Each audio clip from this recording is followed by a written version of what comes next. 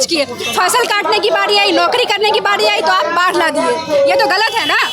की जाए, ये सारी डिमांडें हम लोग की है और जब तक इन मांगों को पूरा नहीं किया जाएगा हम लोग आंदोलन करते रहेंगे। अचानक आप पीसीएस का सिलेबस ला कर कहिएगा कि आप 3 महीने एग्जाम का बचा और पूरा आप पढ़ लीजिए, ऊपर से इतना स्ट्रिक्ट आप एग्जाम का जो नियम है वो लागू कर रहे हैं, ये गलत है सर।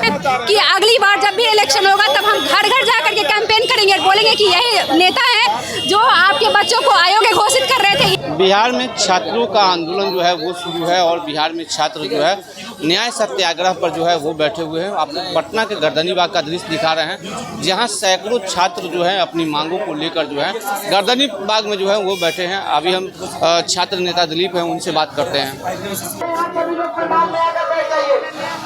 दिलीप जी, सत्याग्रह जो है एक ही बार सब लोग लगा लीजिएगा तो नहीं होगा।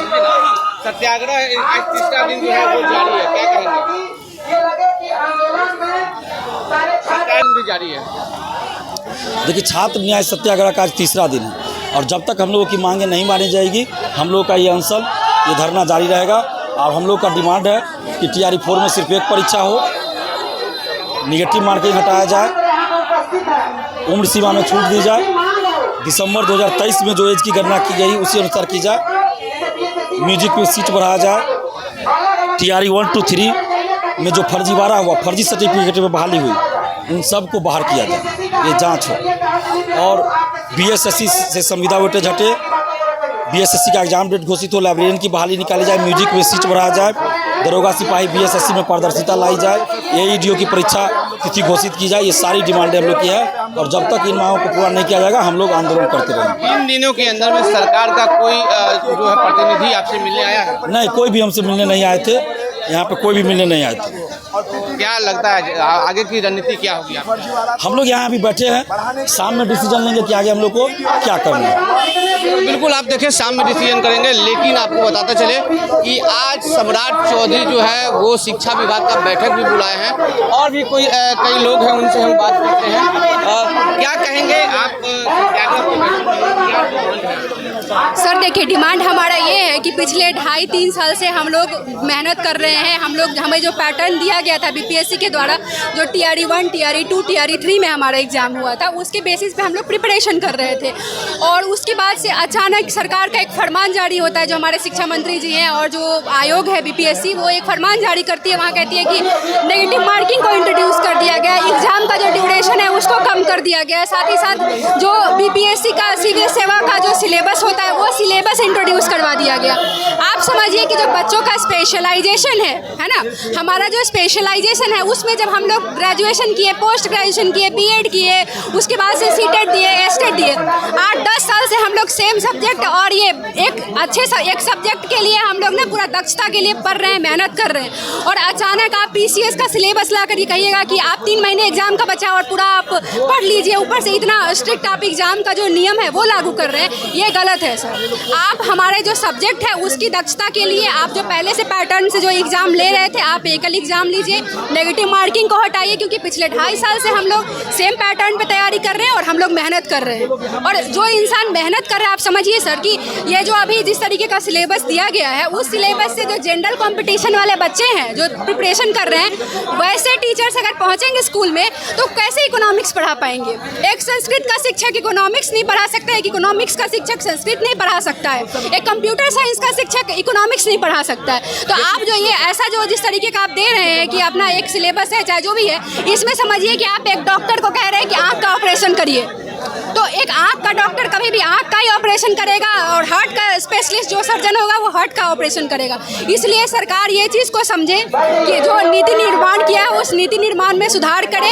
एक जो एग्जाम हो रहा था उसमें जो सब्जेक्ट स्पेसिफिक था या फिर जिस तरीके से चीज़ें चल रही थी वैसे चलने दें। अगर नया कोई प्लान लागू करना है, नया कोई नियम लागू करना है और TRE 5 से लागू करें, बिल्कुल हम लोग उसका सपोर्ट करेंगे। लेकिन TRE 4 में 2.5 साल से हम लोग इंतजार कर रहे हैं और उस इंतजार के बाद जो समझिए तो एक तरीके से हम लोग एक किसान, मान लीजिए कि हम लोग एक किसान है और पूरा अपना मेहनत किए जा रहे हैं, खाद पानी दिए, सब कुछ किए, फसल काटने की बारी आई, नौकरी करने की बारी आई तो आप बाढ़ ला दिए। ये तो गलत है ना। सरकार को इस पे बिल्कुल अच्छे से न्याय वो जांच करना चाहिए और देखना चाहिए कि क्या सही और क्या गलत है। ये जो भी कानून है ये बिल्कुल गलत है, आप उस पर सुधार करिए और सुधार करके जो नया नोटिफिकेशन है उस नया नोटिफिकेशन को जल्दी से जल्दी जारी करिए। बस यही मांग है सर हमारी। और क्योंकि शिक्षा मंत्री लगातार आप लोग मांग कर रहे हैं, लेकिन जो मांग है वो डिमांड नहीं हो रही, लेकिन दूसरी चीज़। हाँ बिल्कुल, देखिए सर बात यहाँ पे ये है कि शिक्षा मंत्री जैसे उनका मंत्रालय बटा हुआ है, वो स्वास्थ्य विभाग नहीं देख सकते हैं। स्वास्थ्य विभाग के लिए हमारा अलग अलग मंत्रालय बटा हुआ है। जिस तरीके से मंत्रालय बटा हुआ है वैसे हम स्पेशलाइजेशन लेकर के कुछ हिस्ट्री ऑनर्स वाले हैं, कुछ हिस्ट्री से पोस्ट ग्रेजुएट किए हैं, तो कुछ इकोनॉमिक्स है, कुछ पॉलिटिकल साइंस है, कुछ कंप्यूटर साइंस है, तो सारे अलग अलग सब्जेक्ट से सर किया हुआ है। तो ये तो अलग अलग हमारा डिपार्टमेंट हो गया ना, तो आप हमारे डिपार्टमेंट में हमारी दक्षता देखिए, ना कि आप ऐसे मतलब कुछ भी करके भेड़िया चाल चला दीजिए। और ये भेड़िया चाल चला कर कहीं ना कहीं सरकार बच्चों को गुमराह कर रही है। आप समझिए जो गरीब बच्चे हैं, जो मतलब जिसके माता पिता ज़मीन बेच करके चाहे कर्ज लेकर के बाहर में पटना में ट्यूशन फीस दे रहे हैं, किराया दे रहे हैं पढ़ने के लिए, आज वो बच्चे ऐसे मतलब हतोत्साहित हो गए, इतने डिप्रेशन का शिकार हो गए हैं कि वो सोच रहे हैं कि अब क्या करें। अब क्या सरकार मानेगी जब बच्चा सुसाइड कर लेगा तब? आप समझिए प्रेशर है, बच्चों पे भी प्रेशर है और हमारे गार्जियन पे भी प्रेशर है। गार्जियन भी प्रेशर बना रहे हैं कि बेटा तुम लोग पढ़ रहे हो, क्या कर रहे हो, लेकिन उन्हें क्या पता कि सरकार कैसा कैसा नीति ला रही है।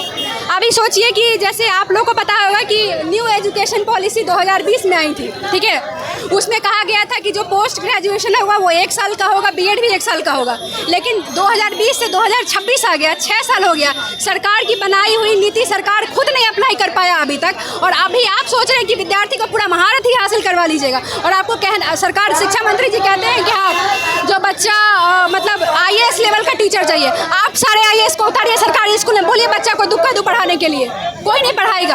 IAS के लिए जो समान प्रशासन विभाग है, जो प्रशासन है उसको प्रशासनिक काम को देखना है, ना कि बच्चों को पढ़ाना। बच्चे को पढ़ाने के लिए वही टीचर पढ़ा सकता है जो खुद स्टूडेंट रहा है और खुद बहुत धक्का खाया है, बहुत मेहनत किया है। तो अब हमारी जो जिस तरीके से योग्यता है सर, तो उस योग्यता पे आप इस तरीके से नहीं आवाज़ उठा सकते, ठीक है। क्या लगता है सरकार से मांग मंगवा के रहिएगा? हाँ बिल्कुल सर, मंगवा के रखेंगे। हम लोग अडिग हैं अपने बातों को लेकर के, क्योंकि सरकार हमसे है, हम लोग सरकार से नहीं है। जिस तरीके से हम लोग जब इलेक्शन होता है तो हम लोग सरकार को वोट देते हैं, तो तब सरकार चुन के आती है। अगर हम लोग वोट देना बंद कर देंगे तो सरकार की कुर्सी खाली हो जाएगी और फिर दूसरे सरकार को हम लोग मौका दे देंगे। तो ये चीज़ गलत है। जिस तरीके से आज अगर विद्यार्थी की मांग नहीं सुनी गई तो हम लोग वो स्टूडेंट हैं कि अगली बार जब भी इलेक्शन होगा तब हम घर घर जा करके कैंपेन करेंगे और बोलेंगे कि यही नेता है जो आपके बच्चों को अयोग्य घोषित कर रहे थे, इनकी योग्यता देखिए तब वोट करिएगा, ठीक है। ये बहुत बिल्कुल, ये छात्र हैं और जो ठान लिए तो लेके रहेंगे। हालांकि देखने वाली बात यह होगी, चूँकि आज जो है मुख्यमंत्री सम्राट चौधरी ने भी शिक्षा विभाग की बैठक बुलाई है और क्या कुछ विशेष चर्चाएं होती है, क्या कुछ निकल कर आता है, वह देखने वाली बात होगी। फिलहाल खबरों के लिए देखते रहिए दर्श न्यूज। कैमरामैन के साथ में चंदन तिवारी, पटना।